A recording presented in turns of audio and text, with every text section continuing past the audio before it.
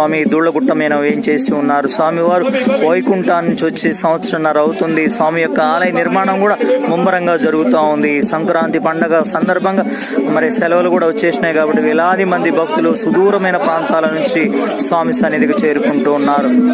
ముఖ్యంగా హైదరాబాదు, తిరుపతి పరిసర ప్రాంతాలు, దూర ప్రాంతాల నుంచి కూడా వస్తూ స్వామివారిని దర్శించుకుంటూ స్వామివారి యొక్క పుణ్యఫలాలను పొందుతూ ఉన్నారు.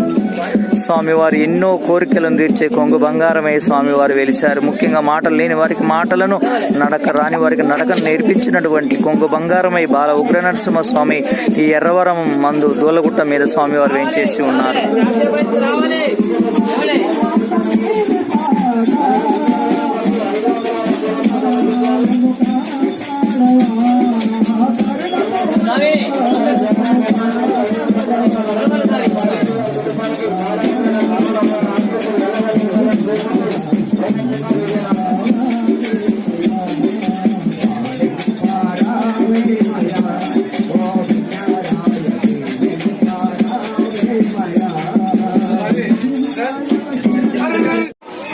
భాషనాయకులు వారి కుటుంబ సభ్యులు స్వామివారి దేవాలయ నిర్మాణం కొరకు 116 రూపాయలు సమర్పించారు.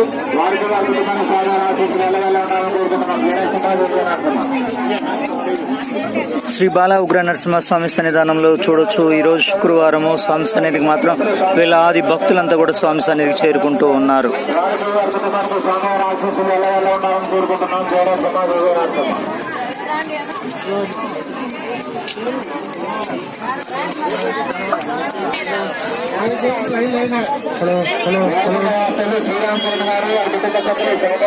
నిర్మాణం కొరకు 101 రూపాయలు సమర్పించారు.